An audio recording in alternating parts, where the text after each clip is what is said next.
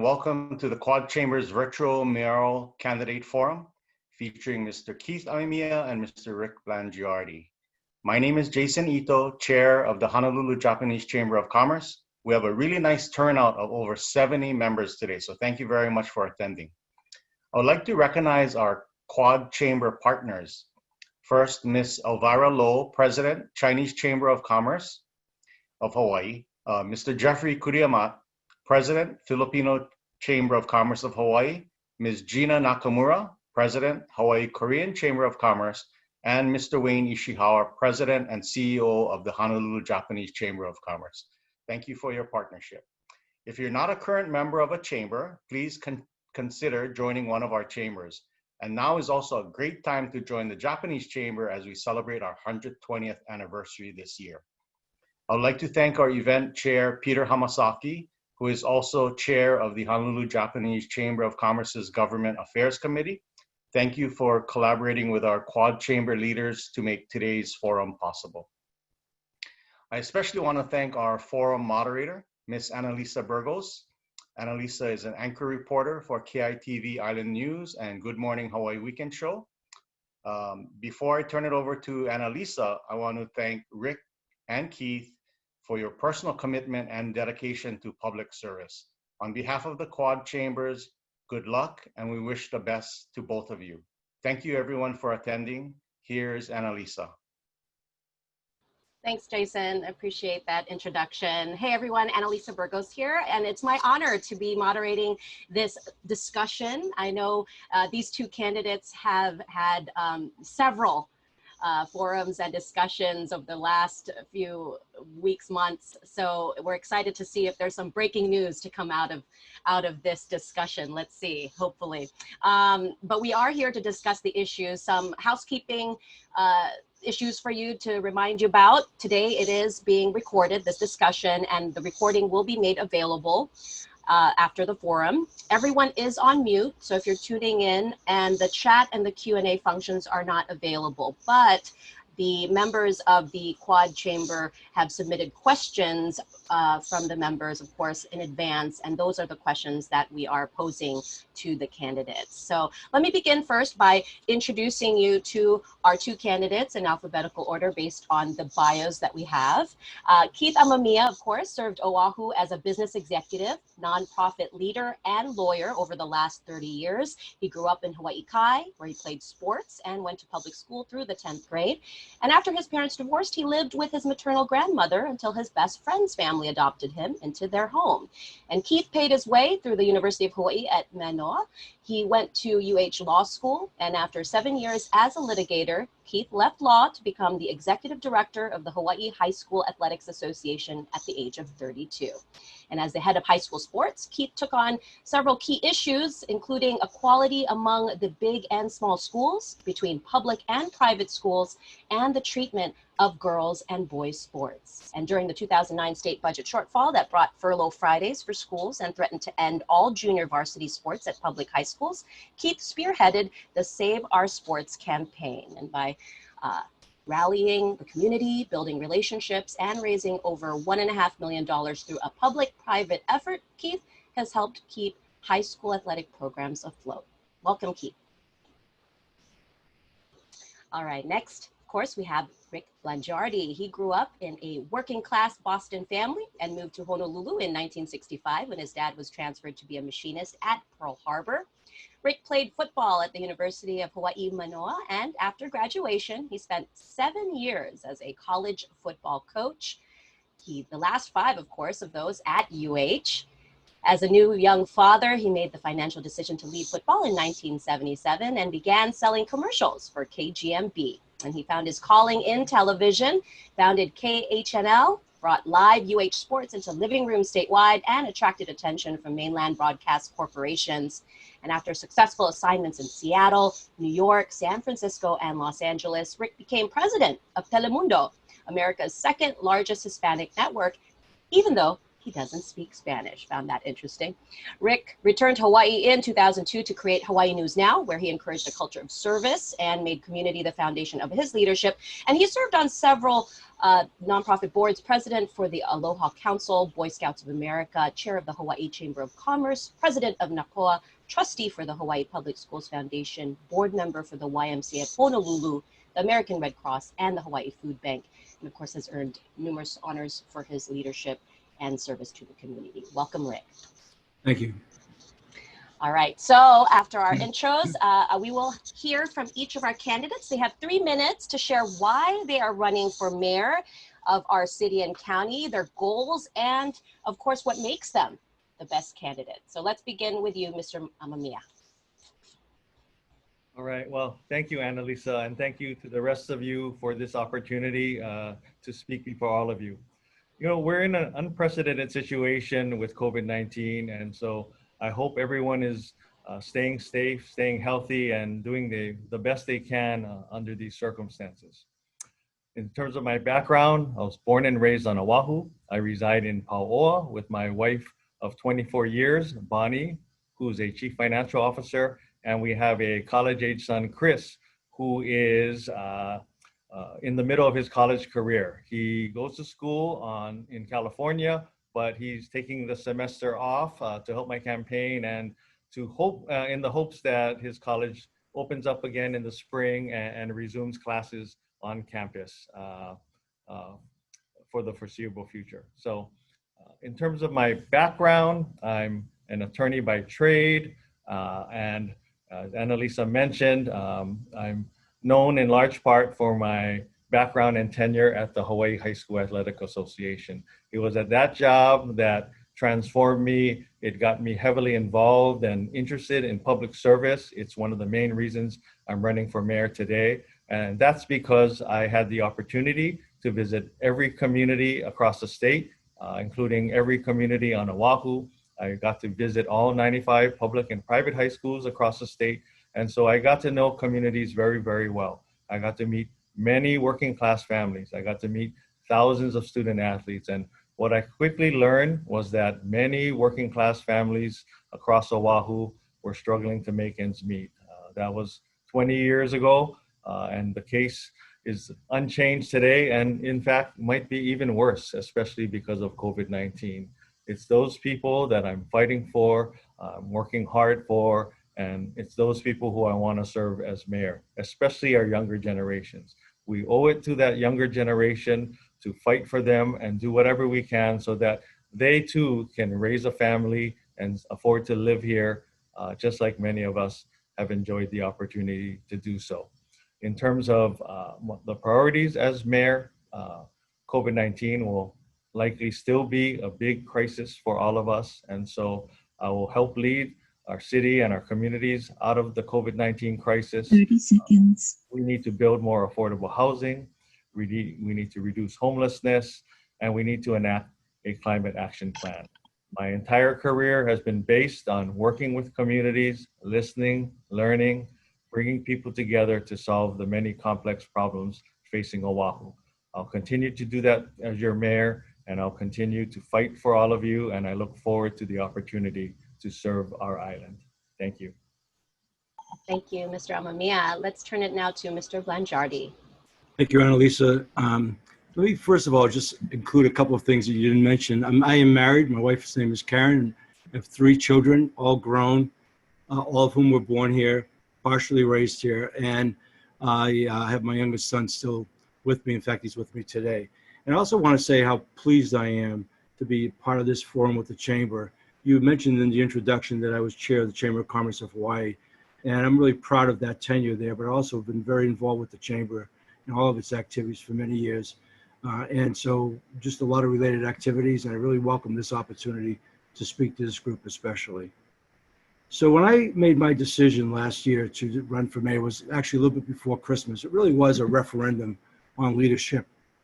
As I was looking at the marketplace through the lens of my newsroom and also my own community outreach as somebody who's lived here and really tried to lead a very active life outside of my job.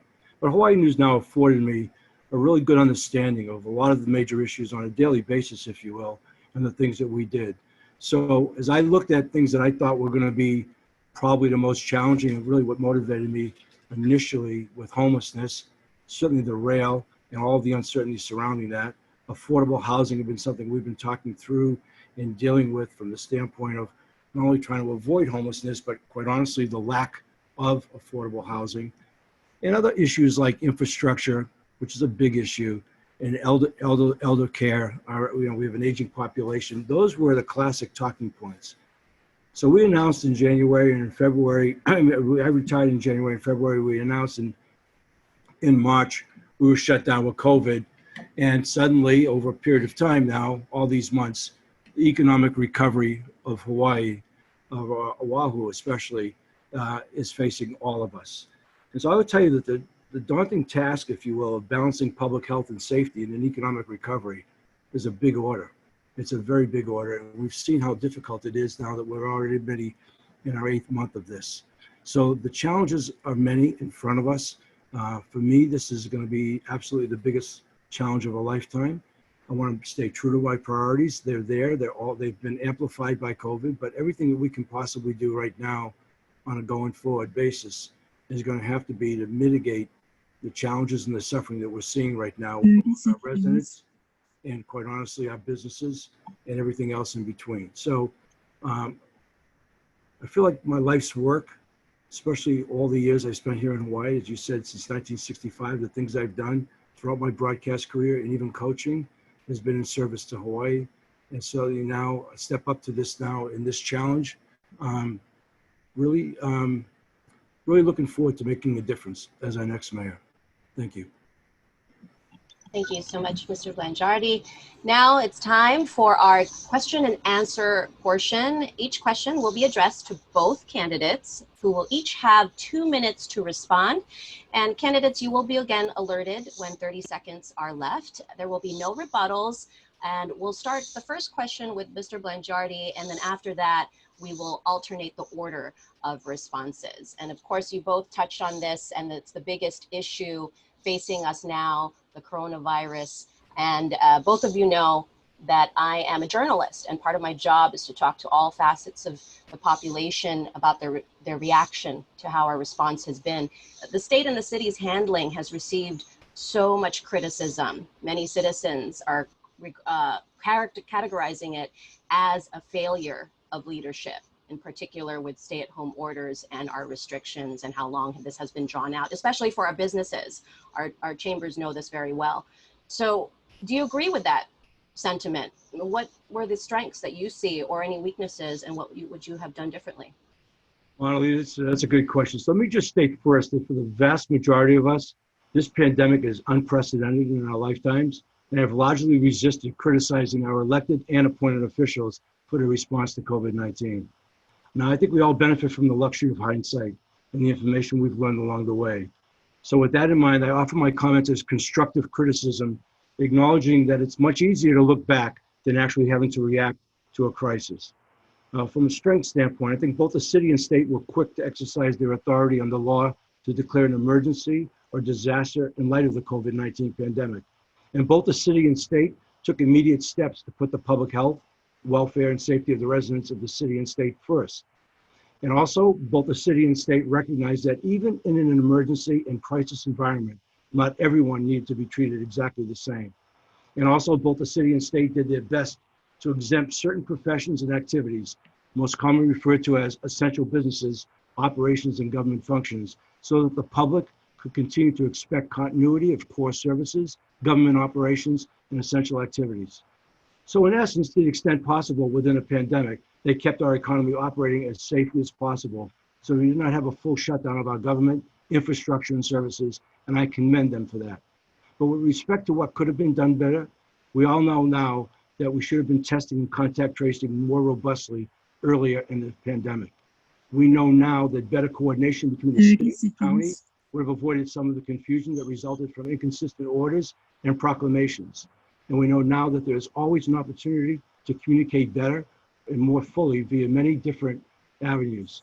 So we also know that it's important to listen to our communities and get the relief out as soon as possible. We've been too conservative, too bureaucratic, and too slow at meeting the needs of our residents and businesses. We can and actually do better week by week to get our CARES Act money out. So that's what I'll be looking at going forward. Thank you. Thank you, Rick. Now to Mr. Amamiya, what is your response to that question?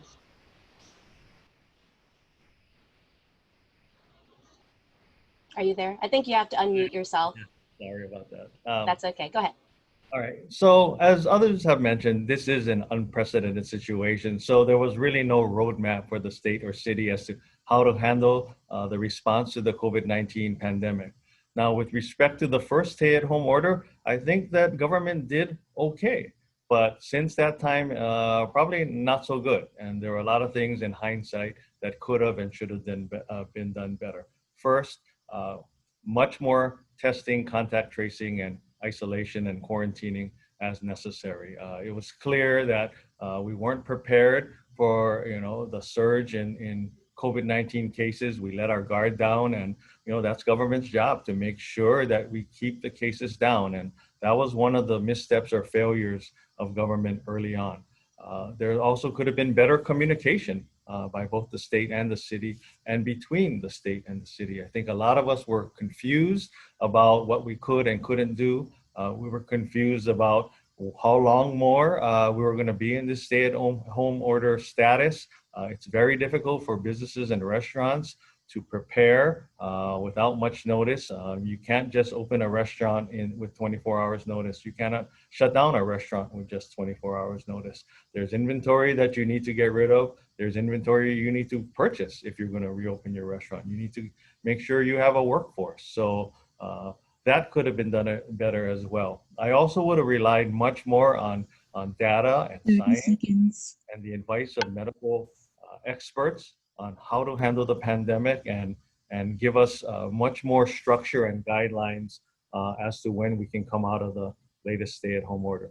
I would have distributed the CARES Act money much faster to families and small businesses, and I would have been much more transparent with the general public, because again, they were very confused. And last thing, I wouldn't have limited one person to going to parks and beaches. I would have let families do that.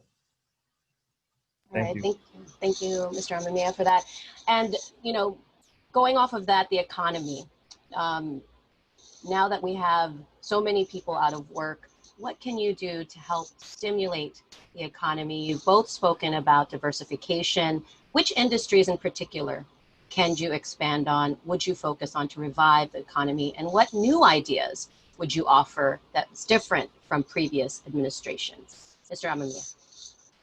Well, tourism is our lifeblood. I mean, if it wasn't clear before COVID-19, it's crystal clear now. And so we need to do whatever we can to bring back tourism to our islands. Now, of course, we need to make sure that our communities stay safe as much as possible from the spread of COVID-19. We need to have rigorous testing and guidelines to make sure that the tourists don't bring more COVID-19 cases to Oahu and infect our residents and other tourists alike.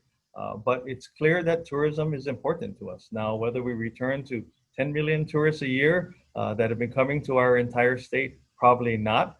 That's another discussion for another time as to how many more tourists we want, but we clearly need to bring back tourists. There are people who are directly impacted by the tourism industry, whether it's the airlines, tour companies, hotels, rental companies, but many other people indirectly related, whether it's our restaurants outside of Waikiki, our retail shops outside of Waikiki, and many, many more. So it's clear we need to try to get tourism kickstarted and up and running in order to revive our economy. In terms of diversifying our economy, we've talked about it for years and years, if not decades. This is a time we finally need to do that and just bring the political will and leadership to Honolulu Hale to diversify our economy. And let's focus on agriculture, aquaculture, and renewable energy for starters. 3 strong industries that will help lower our risk whenever there's another economic downturn with respect to tourism. It'll help stabilize our economy. It'll improve our food security. And there's just so many other reasons why those 3 areas in particular we should be focusing on. Thank you. Okay, thanks, Mr. Amamiya. Mr. Blangiardi, your answer to that. Yeah. Annalisa, I'm going to approach it a little bit different, but I do want to say that tourism is absolutely essential. It's been our economic engine for a long time. But as I've looked at this and how I would approach the job, I think first and foremost, we need to assist our businesses, our unemployed, and our local residents. We also need to get federal, state, and county funds out immediately. And we continue to need to assess how government is meeting the needs of this business community and adjust accordingly. I've been really concerned about that because of the small businesses being the backbone and having been deemed non-essential and how they've been impacted. So I think we need to work more closely with the business community. Don't assume government knows what is best for the private sector. In fact, I think in many cases they've proven they haven't. So if possible, I think I want to go out and get expert advice. I want to call on local, national, or international experts perhaps who've successfully reopened economies in challenging times. I think we need that kind of expertise. It's been clear to me that we were lacking that. So I also think we need to work more closely with our universities on realistic opportunities to diversify. There are some real good opportunities out there for us to be able to do that. I think first and foremost, we also need to offer job assistance, retooling and retraining programs to help our workforce get back to work as quickly as possible. I was really bothered by Sunday's headlines about the exodus of people leaving this state and the projections. I've been talking about it for weeks now. At the University of Hawaii projected we could lose 25,000 people because of no work. That is so disruptive to our local economy. And the last thing I think I would like to say is, I want to keep my ears to the ground. I've really wondered whether or not they have had a pulse of what's happening. I want to have an open door policy, and as mayor, I always want to be willing to learn and adjust. And if we see best practices working somewhere else, they'd be willing to adopt them, all for the greater good of our people and our businesses. And I think that that's the kind of practical application I want to bring to the job. Thank you. And thanks for that. I did want to go off of a good segue that you made, the exodus, the brain drain here that we're experiencing. A lot of that is due to also the high cost of living, obviously, the lack of affordable housing, as well as the lack of job opportunities. What can you say in terms of your short-term plans for tackling the homelessness problem? We expect this to get worse when there are people that can't afford affordable housing, and it's always been, or they don't have housing in general. So what can you say are your plans, both short-term and long-term, for creating this? Yeah, Annalisa, this is something we've been talking about, all of us, and given a lot of thought to it. So, look, there are a lot of different plans. But I think the city has to identify, use and acquire as necessary underutilized properties for shelters, to create short-term housing and housing in safe quarters for those who need to quarantine safely for the protection of their families. I think we need to incentivize the private sector to build affordable housing. And I look at developers as partners with the city in solving our affordable housing crisis. And I've said repeatedly that I've been meeting with a number of different developers and looking at a number of different projects in different places. Building on the Windward side and Leeward side, and building in town in Kaimuki in the urban core. They have different agendas.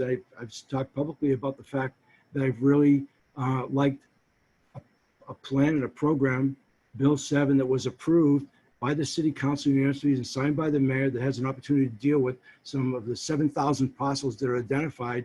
It wouldn't require government subsidy. Then on a per unit basis, we could create maybe 30 units of affordable rentals. We have to drive down. The problem, Annalisa, the problem is that we continue to construct at $400 to $500 a square foot. You've got to bring that construction cost down if you're gonna be able to create affordable rentals, probably to more $250. And working with existing properties who already have the benefit of sewers and electricity and whatever to remodel is a great way to do it. I think the city can also waive city fees, provide necessary infrastructure. We can incentivize affordable housing in our TOD communities, and I think we can work towards greater height and density in the TOD zones. So also I think we could reduce and eliminate the barriers and obstacles to affordable housing, and we have to reform DPP, which is a whole other subject. So I think prioritizing affordable housing projects is absolutely a top priority in this pandemic, especially for the next mayor. Thank you. Thank you for that. And we will get to the DPP issues, because that is definitely a big question for our members. And to you, Mr. Amamiya, what do you think about your plans for addressing homelessness? Well, we talked earlier about the brain drain, and my son is in that category. He's in college, he's almost finished. We want him to be able to come back home and live here and be able to have a job that can pay enough to make sure that he can survive. But we're not sure. So again, as I mentioned in my introductory statements, it's people like my son and his contemporaries that I'm fighting for. Because right now, the future is looking bleak. As mayor, I want to change that by building much more affordable housing. In terms of the homelessness situation, there are a lot of models out there that are successful, and I suggest that, or will make sure that we replicate that. I've been campaigning for about 13 months. I've met a lot of homeless advocates across Oahu. I've gone to a lot of communities that have successfully addressed the homelessness situation. First, on the Leeward Coast, Honua o Waianae, Anti-Twinkle Borges community is a great example of how you can address homelessness with a community-based approach. Before I started my campaign for mayor, I was very involved in the Kahawiki Village project in the Kehi Lagoon area. That's a perfect example of a public-private partnership involving the state, the city, nonprofit groups, and the private sector, where 600 people who were previously homeless now are under roof, including 300 children. 144 units were built in fairly short order. We need to do more of those Kahawiki Village type projects. In terms of the housing in the long term, I was the first and only candidate to provide a comprehensive housing for all plan.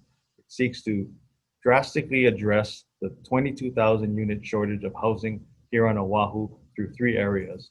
Focus on housing for Oahu residents and not out-of-state residents. Eliminate the factors that increase the cost of housing, like illegal vacation rentals. And finally, the city can provide inducements to encourage private development in the urban core. Thank you. All right, thank you for that, Mr. Amamiya. Now, this again, a good segue. You both talked about incentivizing developers for affordable housing. That's the biggest challenge. Part of the discouraging factor, though, is the planning and permitting process. And as you both have said, construction remains strong, but there's many projects that are still waiting for permits. What can you do to eliminate this bottleneck and improve the process to ensure these projects get completed on time? Well, this is yet another issue that's been existing for, it seems, decades, and we finally need to get it done.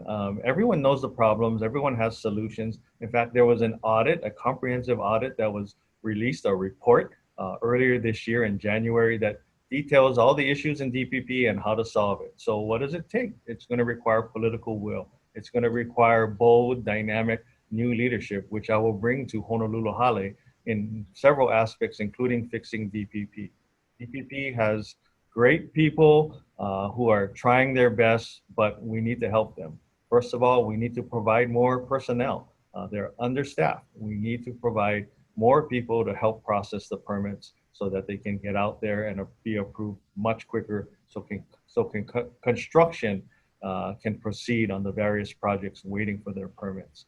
Secondly, technology is extremely grossly outdated at DPP. Everyone will tell you that.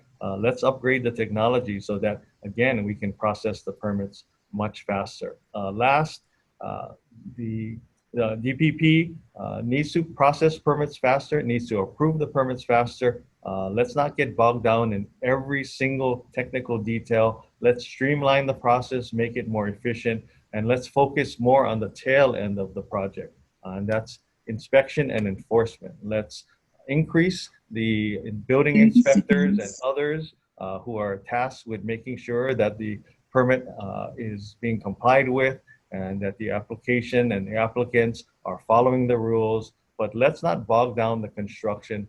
Let's address the tail end and enforce as necessary. Most permit applications are sound and credible. So let's not bog them down for the very few that are not in compliance. Thank you.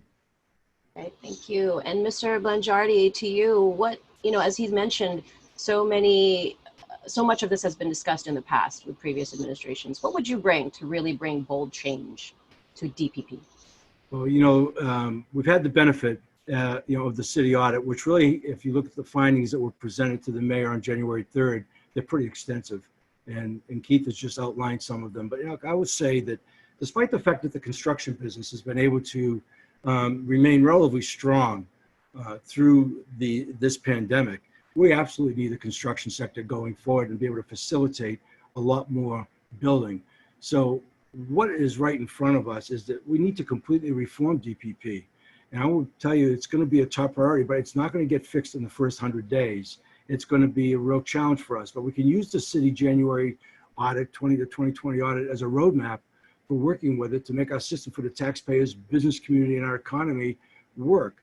But, you know, we're going to start with leadership. We're going to have to point a director with a can-do attitude who has a personality to turn the department around from the inside out. I've been told by all kinds of people that, you know, this is the holy grail. It's been talked about. It's never been done. We can talk about political will. This is really going to be a matter of execution, but it's going to start with leadership.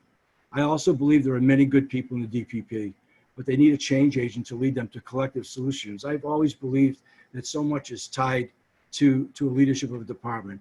Now, I know that they've been under-resourced. All the findings are right there. We need to modernize it. We need more people. We do allow them to even enforce the things that they have to enforce, along with the building and permitting process, and whether or not that's too much for one department. You know, as it is, DPP was responsible for monitoring illegal vacation rentals and monitoring, you know, monster homes, and really did not do a real good job of it. And in part, I believe, because they lacked the resources they needed to accomplish that mission. So we're going to change in our budget where our priorities are, and DPP and fixing DPP will be a major priority for me walking in first day. Thank you. All right, thank you, Mr. Blangiardi, for that. Now it's segue again to a big construction project that many have called a failure on behalf of the city. Of course, we're talking about rail, and you both have said you both support it. What will you do to ensure that it is funded, especially now with how difficult it is during the pandemic? How do you ensure it will be completed? I guess I'm up first. Yeah, Annalisa. Annalisa, is that me? I think so. Yeah. Oh, I'm sorry. I just want to be clear. Look, I think the events of the last 2 weeks involving Hart and the mayor speak for themselves. We've been talking about rail since we've been on the campaign trail. I mentioned it was one of the top issues when I came in and announced I was going to run for mayor, and talking about transparency, accountability, and fiscal management. And then we got into a situation with the pandemic that really impacted us financially and began raising questions about it. But look at where we are right now, and look what the situation is and what they've projected. So I think we need to get the details so we can make the right decisions. I don't know if we're going to use a P3 or an alternative procurement strategy. We're going to have to be able to determine that. But I can tell you right now, as an outsider, we don't have access to that kind of information. But we do need to get a firm handle on the utility in the Dillingham corridor and the financial impact of that project budget. Look at the delays of that. And that's not going to be an easy task to do. And that is major. Nobody's talked much about the engineering challenges here, but the engineering challenges are significant. So the financial impact of COVID-19 on the GET and TAT keeps moving up. At one point it was projected at 400, and I heard our mayor say the other day it could be as much as 600. But we all know the tourism is not going to come rushing back, so there's going to be an impact on that on a going forward basis. So we need to know more about the project status. And I think, look, I want to see what the FTA communications have been in anticipation of meeting with the FTA. I think as mayor, I'm not going to pass the buck on rail. Okay, the city deserves a functional rail system and nothing less. And our goal is to get to Ala Moana. But if we cannot financially, we should settle for nothing less than a functional rail system that serves the transit community and our taxpayers. So I want to just say right now, we cannot settle for a system that will never work, much less serve our people. So we absolutely need to get more federal funds released and fight for even more federal money, because I think it's evident to everybody, based on what's just happened, there's not enough money there, and we're going to need more money. And so my real question is, what we can do, what we have to do to establish trust to get the release of the $744 million the federal government's been holding, and so we can get even more money on top of that. Thank you. Okay, thank you, Mr. Blangiardi. Mr. Amamiya, your take on rail and how to fund it. Well, like a lot of us, I've been very frustrated with rail from the beginning, from the planning stages up to the present. I've been, exasperated and even upset. It's been quite disastrous. And just when you think it can't get worse, it does, with last week's announcement by the city that they're going to drop out of the P3 process, and they were going to fire and unfire the CEO, and his status is uncertain. But having said all that, I've been consistent from the beginning of my campaign that we need to complete rail at Ala Moana for many different reasons. First, any great city has multiple modes of transportation, multiple effective modes of transportation. Rail will provide transportation equity for our residents from West Oahu who need to go into town for work or study or any other reason. They need a viable option. Pre-COVID-19, traffic was horrendous, and people from West Oahu had to spend hours in their cars or in a bus in order to get to and from work or school. That's unacceptable. We also can't afford to return the $800 million that have already been provided to the city to complete the rail project to Ala Moana. If we complete rail or choose to not complete rail at Ala Moana, there's a good chance we'll have to return that $800 million.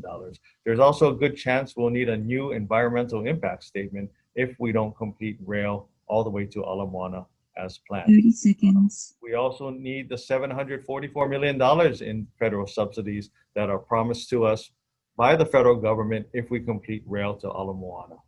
The other important part of rail is that transit-oriented development is a key component, not only to the rail project, but for the economic success of our city. It'll provide thousands of more housing units. It'll provide much more livable, walkable portions of Oahu that we sorely need. It'll create a much more vibrant city, and it'll give a fighting chance for our younger families in particular to be able to stay here and afford to live here. Thank you.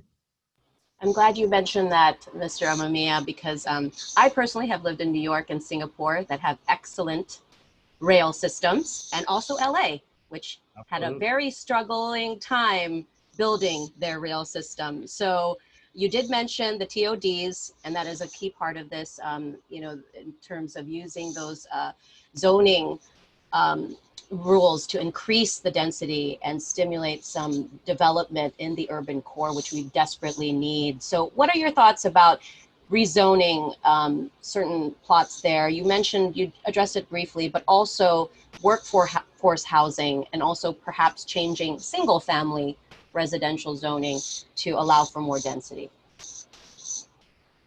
So, to answer your question, we need to look at every and all options to increase our housing inventory here on Oahu. The amount to meet demand is significant. As I mentioned earlier, it's about 22,000 units. So to follow up on my transit-oriented development answer in the last question, we need to move forward on that. As you mentioned, there are cities that have incredible rail systems and very successful transit-oriented development projects, like Japan in the Tokyo region, like Singapore, like Vancouver. And it really transforms the quality of life of the city for residents and others alike. And so I'm very excited about the transit-oriented potential, especially in terms of the housing along the rail line and especially at the rail stations. In terms of other ways we can improve our housing inventory, yes, of course, I'm in full support of workforce housing.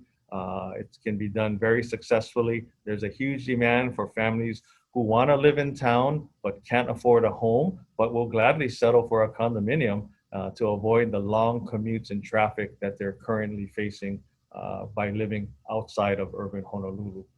In terms of whether to allow increased density in residential neighborhoods, that's a much more controversial issue for people. Most people like it until it impacts their neighborhood and don't want that kind of development in their neighborhood. But, I'm open to discussing it. I know there's a lot of demand and interest for families who want their children and their children's children to live in their communities. And the only feasible way is to allow greater density in residential neighborhoods. So I would talk to the residents of each community and hear what they have to say.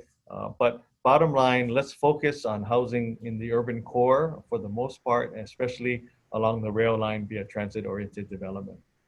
Thank you. Thanks, Mr. Amamiya. Mr. Blangiardi, your take on TODs and increasing density. Yep. Look, I know we're not debating, but per the last question, the one thing I do want to say that sometimes gets skipped over is the obvious.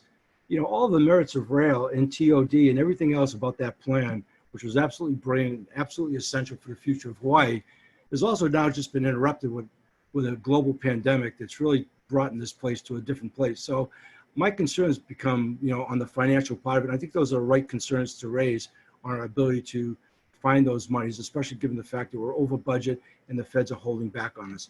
But let me just answer this question here. Look, I believe that the zoning changes are principally, I believe, within the jurisdiction of the legislative branch, which is the city council in Honolulu County, meaning the process to change zoning is a public process, which is also very important, as the community has a right to weigh in on proposed zoning changes, which may impact the character and nature of our communities. So I really like TOD zones are perfect opportunities to build smart, equitable communities that increase height and density while providing more public spaces. I like complete streets and public services like senior care, child care, medical care, and schools, and communities where people can choose to live, work, and play without the necessity of a car. Now, given Oahu's high cost of living, we simply must develop those kind of communities that allow our residents those options to live differently, to reduce their cost and overhead, to remain in Hawaii and raise their families. So as far as my thoughts about changing single-family residential zoning to allow for more density, once again, it depends on the community. Every community is different. Some have the infrastructure to handle increased density. Others do not, like parking, traffic, sewer capacity. This is why we have public processes before the city council. It gives the public and the city departments the opportunity to weigh in on what works and what does not work in any given community. So just as a side note, I respect the rigorous community process that goes into developing our sustainable community plans. Thank you. Thanks for that, Mr. Blangiardi. Now, a big source of funding for our city is the real property taxes. And as we know, so many property owners have not been able to keep up with those payments because their tenants have not been able to make their payments. Would you consider abating real property taxes to help them? And how would you make up for that funding? Well, let me just say up front, we've all been saying this is not a time we're not going to raise property taxes. I mean, we can't talk about this economic crisis and even bring that subject up. But I would be willing to consider deferring or spreading out the taxes owed over a longer period of time until the economy recovers. But that's the kind of thing you have to work with the city budget and fiscal services to fully understand how this is going to impact the city revenue. Because first of all, in the fiscal 22 budget, it's due to council on March 2nd, 2021. And I know from past experience that the result of reducing taxes, for the most part, when you reduce or abate in one tax class, you're really shifting the burden to other taxpayers. So, for example, if we reduce taxes for the hotels, that means residential and commercial classes will share a larger burden. Or if we reduce residential taxes, it would mean small businesses or agricultural properties will share a larger burden. So this is like a tricky thing to figure out here on that deferment. So it's true because the cost of the city government historically goes up over time versus down. Our expenses have been going up 5% a year for a number of years in a row. So the major fixed costs of city government, which are wages, pensions, and healthcare costs for city workers, as well as debt service, will all continue to rise over the coming years. But as mayor entering office in an economic recession, I fully anticipate it will be necessary to tighten our belt and cut unnecessary expenses. So in a forum last week, my opponent actually said he didn't think he'd need to cut the budget. I think not only is he wrong, but I think he's also not being honest with the public. We must cut unnecessary travel, equipment purchases, unnecessary leases, and look for ways to become more efficient in order to avoid laying off any city workers, in order to spend in those areas that will stimulate the economy, increase jobs, and support our businesses. Thank you. Thank you. Mr. Amamiya, your thoughts on real property taxes? I know, just wanted to interject this as well. There has been proposals to use CARES Act money to possibly funnel some of the money to business tenants who are struggling and then passing the savings on to property owners. I don't know if you've heard of that proposal, but would you be supportive of something like that? Ways to ensure real property taxes are still being collected by the city during the pandemic? Yes. Okay. Well, that was going to be part of my answer. Okay. So first and foremost, I oppose any increase in real property taxes at this time. We're in a pandemic, we're in an economic crisis, and people are hurting as it is. So I don't want to burden them even more with an increase in taxes. But I do want to approach ways to ease homeowners and commercial property owners' burden in other ways. First, there's the CARES Act money. $387 million has been earmarked for the city and county of Honolulu to provide relief to families and small businesses in particular. Further, there's the household relief fund, about $25 million that are earmarked for families, up to $2,500 a month for 6 months. Let's get that money out into the hands of families. There's also the Small Business Recovery Fund. $60 million has already been distributed over the past several months, and $75 million has been earmarked by the city to help small businesses in need during this pandemic. Third, there's the Commercial Rent Relief Fund that is being worked on by the state of Hawaii, particularly the Department of Business, Economic Development and Tourism in conjunction with the private sector.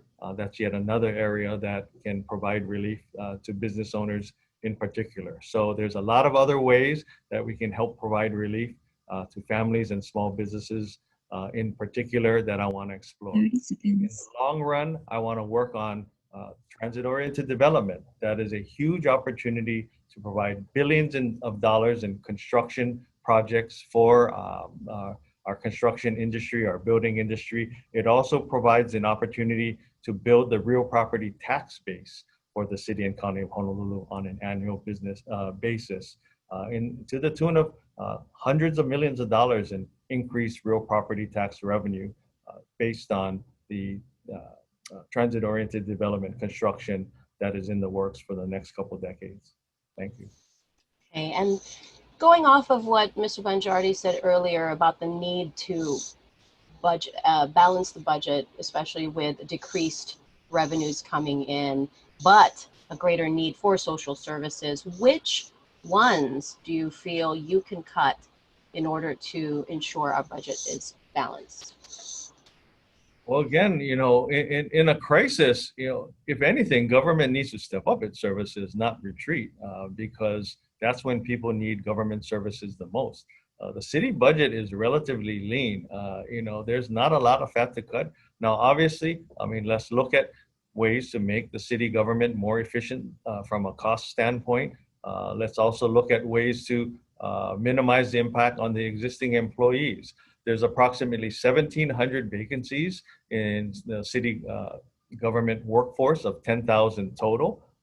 Let's look at, not impacting the 8,300 that are currently working for the city. I mentioned earlier the ways to increase the city revenues so that we don't have to make any cuts. And I also want to point out that, the city is fairly unaffected in the big picture in terms of the effects of the COVID-19 pandemic on its budget. The city, as I think today, I mentioned in a Civil Beat article that real property tax collections for the first half of this fiscal year is at 89% of the expected revenue, with the October and November installment payments still to come. So in terms of a tax collection standpoint, it's been pretty good. In terms of real property assessments, Honolulu hit a record high last month in median price of a house at $880,000. That's far more bad than good because it's making it even harder for working class families to afford a home and to stay in Hawaii. But on the other hand, it shows that the city real property tax revenues will likely remain stable for the foreseeable future, including next fiscal year. Again, we also talked about CARES Act money. There's a lot of CARES Act money that still needs to be distributed to not only help the city provide services, but also to provide relief to families and small businesses. And then there's the hope that there'll be even more stimulus money coming the city's way later this year or early next year. Thank you. Thank you. Mr. Blangiardi, do you agree with Mr. Amamiya about not having to cut services because there's enough revenue to compensate for it? Yeah, well, let me say first and foremost, I don't intend on putting anybody out on the street, and even though we are somewhat insulated, if you will, at least at present, from the standpoint of the outlook of our property taxes being paid, we're still going to be in an economic recession. We've got too many businesses right now that are threatened and folding. We need that rent relief program that was alluded to, but there are a lot of other things right now that hang in the balance. So I think I want to approach it. I think the key in an economic recession is to make the necessary adjustments, meaning your cuts and reductions to the budget that probably least impact the taxpayers, yet allow the city to continue to provide our residents and our businesses with core services like our sewers, our waters, our roads, trash, satellite city halls, etc. And then the social services, which is really important to so many, especially the Alice population and below, who rely and live day to day, week to week, and month to month in Hawaii. I think that population has even been more impacted. We can't deny that. So this is even more true in an economic recession. So as I discussed earlier, my goal as mayor would be to cut those areas that least impact the public. Things like official travel, equipment leases, purchases, non-essential overtime. I want to look for redundancies. I want to look for waste. Okay, I think, not filling open positions. All of that has got to be part of it. But I don't think we can deny ourselves that we're going to stay in this economic recession for some time.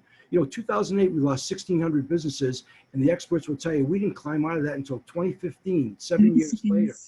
What we're facing right now, and the thousands of businesses that could potentially fold unless some dramatic stuff happens, not only just with CARES Act money, but other programs to stimulate that, that's not going away. And so I'm trying to look forward as best as possible and be as optimistic as possible. I think that belt tightening in a recession is critical. And my goal is to make sure it is done responsibly, transparently, and with the least impact to the taxpayers and the most needy among us, and especially to the employees of the city and county of Honolulu.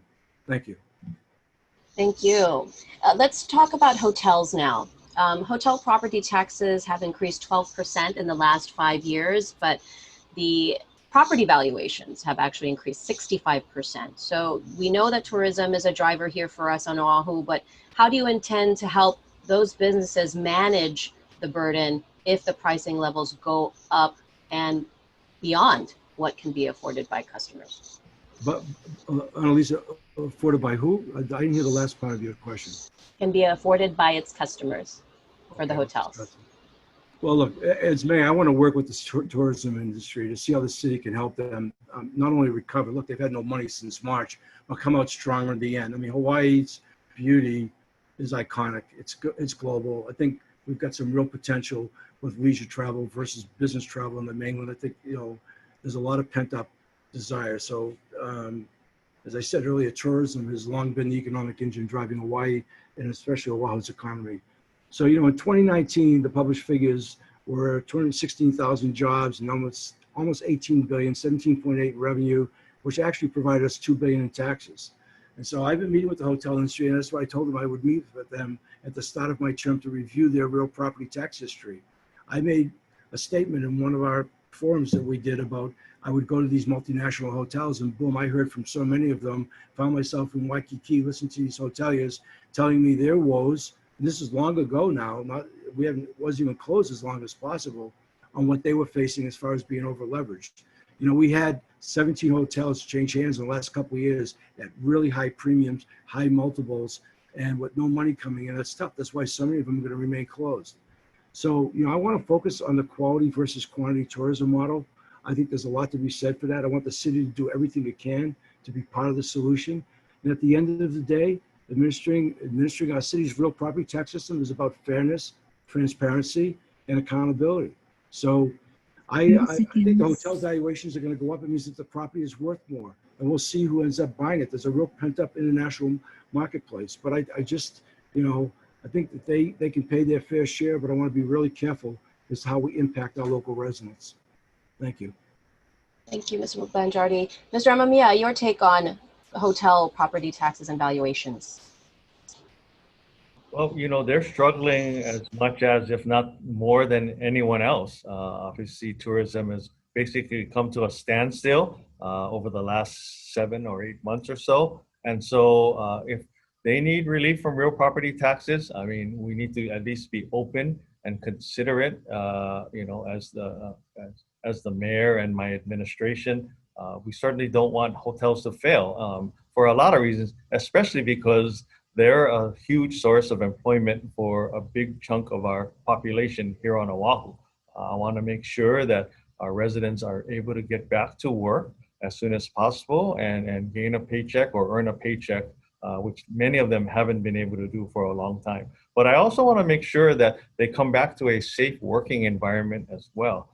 Yes, we can't rush reopening our hotels at the expense of the safety of our workers. I know many hotel workers who I've spoken to certainly want to get back to their jobs, but they're also worried about the working conditions they'll face. So I'll make sure that the hotels have an appropriate safety plan for their workers and their guests alike.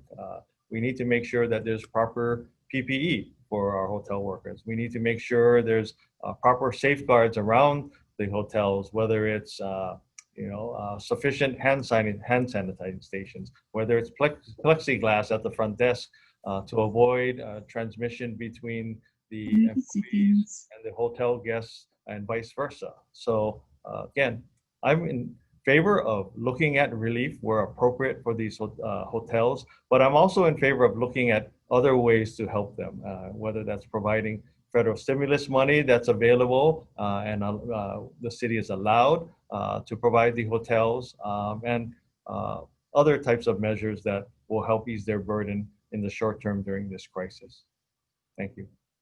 All right, thank you, Mr. Amamiya. All right, I'm gonna spice it up a little because we're an hour in, so I wanted to ask a more pointed question that I often get as a journalist when they ask me about the mayoral candidates. So, Mr. Amamiya, you know that both you and Mr. Blangiardi have been on the receiving end of negative criticism. It comes with running for office. So, on your end, for people that look at your history and your backing from, say, career politicians, public unions, as well as your relationship, frankly, to the city managing director, Mayor Caldwell's right-hand man, who is now connected to the Kealoha federal investigation, that has all raised questions for people about your ability to be impartial and perhaps root out corruption if you were to take office. So for lack of better terms, some people have been calling this a so-called good old boys network. And it's not been known to be very transparent. What is your response to those critics who point all of these things at you and say that we shouldn't give you the vote? Well, a lot of those allegations have already been addressed in the primary election. And in fact, the media investigated those allegations, talked about them, and debunked them, each and every one of them. And so it's an unfortunate part of politics, as you mentioned, that you're going to get all kinds of accusations coming your way. And you just have to do the best that you can. And you hope that the public understands that these are untrue and come with the territory. Now, in terms of other allegations against me, I mean, many of them were vicious. They were patently false. They affected me. They affected my wife and son and other people. And, it's just unfortunate. The people who were behind the smear campaign spent over $100,000 against me in the primary election. It looks like they're continuing their smear against me in the general election. And so, you just do the best you can. Show yourself in the best light, and that you have hope that people who support you can validate that, I'm an upstanding citizen. I pride myself on integrity and character and doing what's best for the community.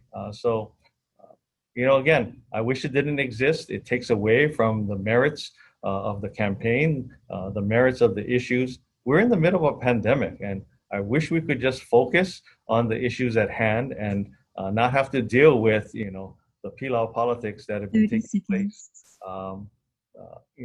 throughout the campaign, both in the primary and the general. And it's my hope that the voters of Oahu can see through all of this. Thank you. Okay, thank you, Mr. Amamiya. Mr. Blangiardi, for you, again, a chance to clear there for people who may criticize you for, say, reports of questionable real estate deals in the past, business alliances maybe that you might influence how you run the city if you were to get elected. So how can you ensure voters that you do support bold changes and you won't be beholden to those interests? Well, first of all, I just want to address one thing that Mr. Amamiya just talked about, because it's really important for me. It was a promise I made the day I announced, and I promised civility and respect for all candidates. And so I've not been a source, not that he suggested that was it, on what's happened to him. I've not liked that either. I would be very upset about it if that was turned on me, but we've had nothing to do with that. The incident you're talking about is an FDIC-related matter that happened in 1983, 37 years ago, when I was the general sales manager of KGMB. we had a very prominent advertiser on television. His name was Sam Daly. He was a retired Air Force colonel, and he actually specialized on housing on the windward side of Oahu. And he'd come to two of my colleagues, my local sales manager and one of the account executive who handled the account, with this great deal on the windward side. And, you know, we're all young guys working up. I was 37 at the time. And we sat down. Sam was a highly regarded guy, well-known, well-established. And basically, we got scammed. He brought a bank president to town, this guy named William Lemaster from Indian Springs State Bank, told us this was a great deal. And I don't know if either one of you can remember what real estate was like in the 80s, but with the protocol as such, it seemed like, okay, we're finally getting invited to the dance. And it involved us signing a promissory note of which I maintained a liability with the FDIC.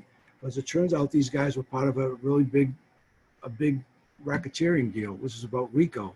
It was way beyond anything and involved interbank fraud. So what happened was we got scammed. I got conned.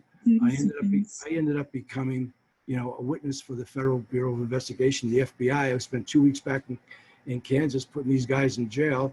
I had a civil problem with the FDIC on that promissory note. They were unforgiving on that. We're still held responsible, even though we got scammed. Bill McCorriston, a very prominent lawyer, was my lawyer of record at the time. And so I was forced into filing a Chapter 7. But since that time, I've been fully vetted in everything I've ever done. And I've been on bank boards, I've held broadcast licenses, I've been president of national companies. None of that has ever come up. The fact that this came up in this campaign was amazing to me. So my integrity and my life's work is on the line here, and nobody has to doubt that or question it over something that happened 37 years ago in which I was the victim. All right, thank you for clearing that up for us, Mr. Blangiardi. Now, you talked about fraud, and you also being a victim of fraud, and a lot of the crime that we are seeing rising amongst our communities across all neighborhoods. And let's shift our focus now to crime solving and the police department having the worst rate right now. How do you address that, as well as the underlying social issues that are causing crime to rise right now? Well, look, first of all, full disclosure, I was endorsed by SHOPO. And so, you know, I've been very supportive of the police department. And just to give some context here before we get into the specifics of your question, a couple of things that come up. One was the fact that right after, within a month, that I got the police endorsement, you know, the George Floyd incident happened. And suddenly we're hearing terms like defunding the police, Black Lives Matter, in ways we had not. We're seeing on television and elsewhere, you know, rioting and looting and just unbelievable in major cities. All the while here, not having those racial tensions, but still people really caught up in it. In fact, I was amazed when I saw the demonstration. I actually stood in the corner of Ward and Kapiolani that day and watched 10,000 people walk by me. It was very civil, but you could tell how it captured the minds of everybody. So, look, feeling safe is really important. And I am a strong proponent of our first responders and especially our police department. You know this as a journalist. Family safe, primary reason, and what people want to feel. It's a real primal instinct. Right now, we are more than 100 police officers shy. We have a deficit. We have probably 315 open positions. They can sustain the city at 200. We need that. To the report that you're talking about that just came out, I talked with Susan Ballard. I talked to Malcolm Lutu, the head of SHOPO. We're short on detectives as well, which has a complication. Some 50 positions, 50 detectives. Consequently, some of the crimes that get committed don't get investigated. There's a reality there. And there's also a little bit of manipulation how those statistics were put out. But that said, we need to be fully supportive of our police department. And I'm somebody also that, you know, along with the George Floyd incident, Senate Bill 85 came out about transparency. And as a broadcaster and somebody involved in journalism, I stood my ground, even though they didn't want to hear that, because I've been very supportive of more transparency, which had a lot to do with the takedown of Chief Louis Kealoha. So, look, I want to support our police department. I want people in Hawaii or on Oahu, our island, to feel very safe. And this is a real challenge going forward because of the pent-up situation right now of people not having money, not having food, and the desperation of what that could lead to. These are perilous times, and we've got to be very careful. More than anything, we have to support our police department. Thank you. Thank you. Mr. Amamiya, your take on the police department and social issues underlying crime. Oh, you're muted. That's okay. I have to get used to it myself. All right. Can I hear you now? Go ahead. Oh, well, thank you again for the question, but I just want to go back to the prior question and thank you for asking that to clear the air and the misconceptions. You know, my campaign from the start has been a community-based campaign. The foundation of my campaign was mainly through my tenure running high school sports across Oahu and the rest of the state. I have many young families who have never been involved in campaigns helping my campaign, whether you see it in sign waving or canvassing. There's a lot of energy and excitement, and so it's clearly not an old boy network-based campaign. In terms of police and the concerns about crime in our communities, you know, COVID-19 is stressful for everyone. Times are tough economically and otherwise. There's a rise in domestic violence in particular, and that greatly concerns me. I used to serve on the Domestic Violence Action Center as a board member, so I know firsthand the crisis of domestic violence across Oahu and the fact that it's growing in numbers because of COVID-19. What I have advocated from the beginning throughout my campaign on how we can help the police department is increase community partnerships. There are many social service agencies that are trained and experts in how to handle domestic violence, how to handle homelessness, and our police officers are stretched thin. I mean, they are required to do things that they haven't had to in the past. Their jobs are more dangerous. The jobs are more complicated. So I'm advocating much more community partnerships with the homeless communities and the domestic violence social service agencies in particular. Thank you. Okay, thank you for that, Mr. Amamiya. So let's switch to sports. Both of you have a very strong background in sports, of course. We've seen, of course, the state really have more of the direct impact here in Hawaii with Aloha Stadium, UH, DOE. But what role does the city play in terms of promoting sports here in Honolulu from an economic perspective? Mr. Amamiya. Yes. Well, actually, the city has a huge role in sports and economic development, and its potential is largely untapped. The city has some of the best sports facilities here on Oahu, whether it's Waipahu Peninsula Soccer Park with 20-something soccer fields, including a soccer stadium, whether it's Central Oahu Regional Park with premier tennis courts, a premier swimming and diving facility, multiple softball fields, multiple baseball fields, multiple soccer and football fields. So there is a huge opportunity to host even more national tournaments. It'll greatly increase our revenue.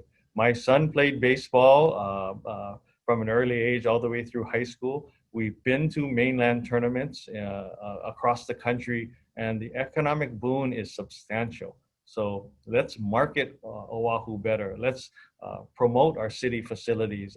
There have been some national tournaments, including with AYSO or the American Youth Soccer Organization, that has held, tournaments at Waipio with hundreds of teams. And the economic benefit to Oahu and its hotel industry in particular and visitor industry is enormous. So as mayor, I will continue to promote those types of tournaments and activities. I'll promote the greater partnerships with the private sector and others to utilize our city facilities because they are heavily used and they're a great source of community benefit and economic benefit. The other areas I would like to help the city or utilize city facilities to help the public is increase participation, whether it's youth sports, but even our seniors. I want to get our seniors much more involved in our communities. They already do. I've been to several softball games at Central Oahu Regional Park with the Makuli Leagues. They're successful, they're thriving, and we just need to do more. I think some of you may know that pickleball is an emerging sport, especially with seniors. It's hugely popular. So as mayor, I want to expand the reach and opportunities for more recreational and sports activities for our citizens on Oahu. Thank you. Just a quick follow-up, and I'll add time to Rick's time as well for this, because I wanted to get your take. Under our lockdown right now, our tier system, youth sports aren't allowed, outdoor sports. And would you change this if you were elected? Because at this point, it doesn't look like it's for tier 4 right now. And there's been outcry saying that that needs to be moved up sooner. Would you move it if you were elected? Obviously, I'd consult with medical professionals and base the decision in large part on science and data. But 100% absolutely yes to your question. There are ways. In fact, I've been working with youth organizations and leagues on some proposals to allow youth sports to resume. It's such an important part of our communities. It's important for our young people to be able to go out there and exercise and uh, you know uh, play and compete with their friends. It's a great opportunity for parents to watch their children grow and develop. Again, I was a parent of an athlete, and so I truly think there are ways to have youth sports continue in under certain guidelines, especially the outdoor sports.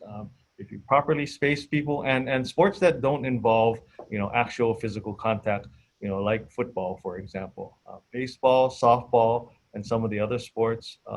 Or individual sports. We certainly need to provide more opportunities because it's just tough under these circumstances to confine everybody in their homes. And I really think we can find common middle ground to allow youth sports to resume. All right, thank you for that. Okay, so Mr. Blangiardi, for you, the sports issue, how can we promote it more from an economic perspective as well as maybe opening up youth sports? I'll tell you, I could talk about this subject for a long time. It's actually one of the things that when I want to take my mind out of everything that we're mired in right now with COVID and all the other impacts from it. The potential of this is great. I mean, we even started a year ago just with a preseason NFL game here, and how quickly people responded. But I just think that Hawaii, as I said earlier, both within our state, and look, with my experience or background, sports has been a big part of being in broadcast.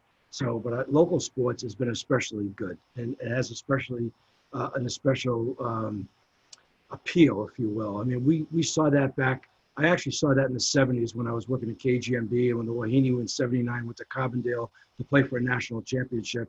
We saw the interest in that. We were already doing, live football games, but only 2 a season in those days. We translated all that into 1984 and what we built at the old KGNL.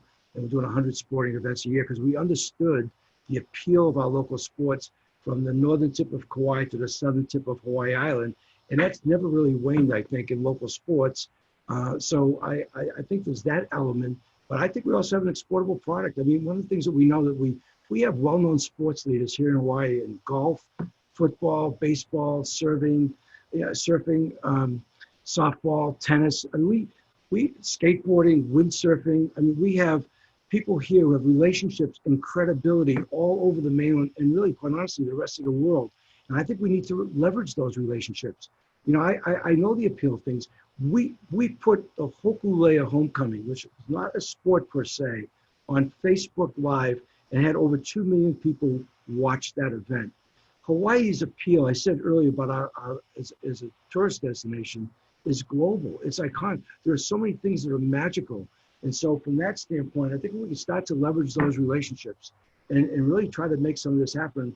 I think we've got some real potential here. We have to stay open to the possibilities. We have to be willing to extend ourselves that way. And I think I could put together a group of people, maybe as opposed to an individual, more of an ohana of people who could make things happen. I know I've sat in a number of meetings on the building of the new stadium and other kinds of projects that are out there. I think the future is bright ahead because with respect to sports, now we can market ourselves not only as a destination, but a global destination and a global brand. I'm really excited about looking at those, for all the talk we've had of late and diversifying our economy and different revenue opportunities. I think this is a real winner. And I want to really work with, with our tourism association and everybody else involved in this and turning this into a reality. For all that we have going here, we don't even have a legitimate sports authority, which we should have. So I could talk about this for a long time. I just think it's a great upside for us. And as mayor, I'll explore it with everything I have to capitalize on it. That's been my lifetime. And I'm really proud of that work. So thank you. And opening, just your take real quick about opening for youth sports sooner than later. Well, I think, we have to pay attention to what the medical profession says and science and data and all of that. But I'm all for getting on with our lives and be able to do this and try to promote it in a safe way, but I think we've been pent up for a long time, and we're not going to be in office to make that decision for 3 more months. And I would like to think that 3 more months from now, whether it's even some of the testing and other things that we could possibly do, you know, as we watch and get ready maybe for University of Hawaii to start its football season and other things, that maybe things will lighten up. But I'm all for, you know, let's get on with our lives again. I think everybody's feeling that. We do it safely. But I want to encourage that kind of activity, especially the stuff that's out in the open. Okay. Thank you. All right. Well, we are at that time. And I don't know about our viewers here, but I definitely learned a lot about all the different stances you all have on the issues. Thank you so much to our two candidates for your thoughtful answers. I know our members appreciate it. Now we will give you each 5 minutes to really just make your final case for people's vote, because ballots are out.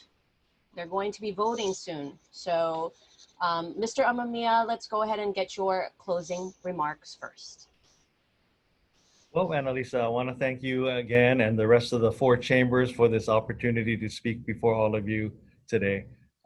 This is obviously a pivotal election for so many reasons, including COVID-19 and the many different challenges our city was facing even before COVID-19, whether it's the lack of affordable housing, homelessness, or even the climate change issues that are looming down the road, or in fact facing us in many respects. I have a track record of bringing people together and solving problems. I understand every community on Oahu. My career has been dedicated to public service.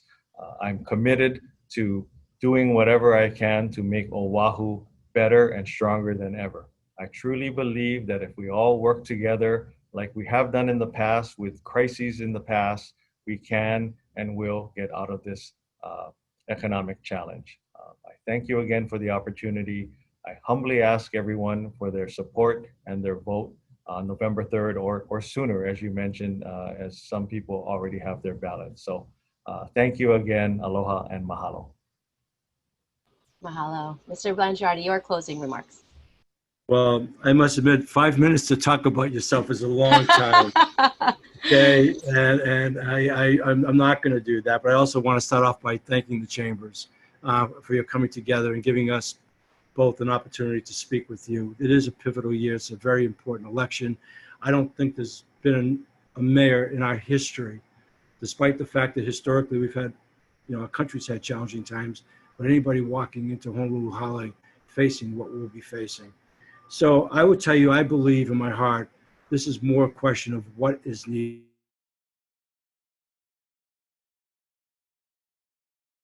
My handlers, but people around me always say I'm way too modest, but I've been in senior management, senior leadership positions. I've had every title from president to CEO.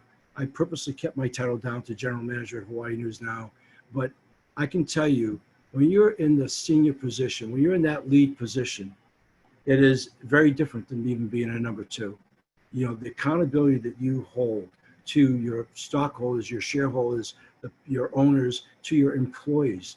And in my case, 43 years in broadcast, 31 spent here, to the community, while putting other people first. That is, you know, I have just been doing that my whole life. And as you said in the opening today, briefly, even my own extension in the work that I chose to do in the community, be it for youth or other services like the Food Bank of Hawaii, always been a privilege for me. So I've been working really hard for more than 50 years. Most of my life has been here. I never thought I would be in politics. I said that in the beginning. This was a decision we made less than a year ago. I think that my training in broadcast and my experiences and what it afforded me actually proves to be a very good career, if you will, from the standpoint of what I've been exposed to in the way of issues, in the way of what's needed. But I want to just bring it back home to this is a referendum on leadership. And that was the thing that inspired me. So we're going to need somebody who is perceived as a leader, who is trustworthy, who is decisive, you know, who will operate in the public good. And I've been, you know this, in journalism, the holy grail in the business that we've been in is about trust. That's everything that you try to accomplish. And for those seminal moments, So I understand what it means to be trustworthy. I understand what it means to be transparent. I understand what it means to communicate. I understand what it means to hire people and to fire people. I understand fiscal responsibility. I've lived with budgets of all kinds in all settings. I was president of 2 national broadcast companies. You know, when I was the president of Telemundo, I was based in Los Angeles, and I lived on airplanes for 45 weeks a year for 3 years until we built that city. And I was in built that company, and I was in due diligence with companies like General Electric that owned NBC, Viacom that owned CBS, AOL, Time Warner, and Disney that owned ABC. And we ended up selling a company that we built in 3 years through a lot of hard work for a lot of money, $2.7 billion, before I came home in 2002. But I've been in those settings, and it's so hard to verbalize the seasoning one gets, but the experience has been invaluable. And since I've been home for the last 18 years, and the challenges that I've taken on, initially to run KHON and KGMB, 2 stations that were failing miserably, to turn those stations around, and then to go through a difficult economy in 2008, and out of a broken economy, build a 21st century multimedia company in Hawaii News Now that's highly regarded nationally at every level and certainly locally. My body of work has been out there for everybody. And the one thing that I can't do is I can't ask anybody who just spent 10 years with me, day and night working at what we just did, to talk on my behalf, because they're precluded given the nature of our roles. And so, you know, I'm really proud of that. I'm really proud of what I've done. You know, I think if you talk to anybody privately, they'll tell you who I am as a leader, how much I care, the heart that I lead with, the commitment that I lead with. So this is all about that, and that's why I decided to apply it, stepping into this mayor's job. So I'm going to bring a life's work, a passion for Hawaii, to a place that's loved me back ever since I first arrived in 1965. That's what I'm about right now. This is about what? This is a candidate who's been seasoned, under fire, in crises. I've always been the person who was hired to replace somebody who they fired. Okay, I've always been that turnaround person, with the only exception being when I went to work at CBS in New York at the network for a couple of years. I am that person, and I'm ready for this challenge. I thank you for the opportunity today. Thank you. Thank you so much, Mr. Blangiardi. And you did almost use all your 5 minutes, so there you go. I did want to again thank both of you. I wanted to first, of course, congratulate both of you on how far you've come and all of your amazing accomplishments for this city, for the state. I'm relatively new to the state, so it's wonderful to see such passionate leadership come out of this election, and I wish both of you the best of luck. Looking forward to the debate that KITV-4 will have with both of you on Saturday. Is it October 10th? Sorry. Yeah, Sorry. so I look forward to that. And for sure, again, I wanted to thank both of you for participating. Now, let's call on Geoffrey Kudiamat, who is the president of the Filipino Chamber of Commerce of Hawaii, who will make the closing remarks on behalf of the Quad Chamber. Thank you again for the opportunity. That's all for now. Hello, everyone. I hope you all would agree with me that both Keith Amamiya and Rick Blangiardi did a superb job in trying to convince us who the better candidate, or the candidate of choice should be for the office of the mayor. On behalf of the Filipino Chamber of Commerce of Hawaii, the Chinese Chamber of Commerce of Hawaii, the Hawaii Korean Chamber of Commerce, and the Honolulu Japanese Chamber of Commerce, I'd like to thank both candidates for sharing their accomplishments, but more importantly, their plans should they be elected as mayor. Our city and county of Honolulu needs a mayor with the skills and the willingness to move Honolulu forward and maintain, and more importantly, improve its economic vitality. The people are counting on the mayor to provide the necessary leadership and the statesmanship for our city and county. I want to thank the Quad Chamber partners, and most especially the astute and lovely Annalisa Burgos for the successful forum today. And last but not least, I want to send a big thank you to the audience, and I hope you have more familiarity with the candidates and where they stand on the issues, and hopefully you can cast your vote with confidence as we select our next mayor. So once again, let me send a thank you to both candidates, and this concludes our Quad Chamber Mayoral Candidate Virtual Forum. Thank you, and mahalo. Oh, thank you very much. Aloha. Thank you. Mahalo. Thanks, everyone. Thank you. Bye. See you.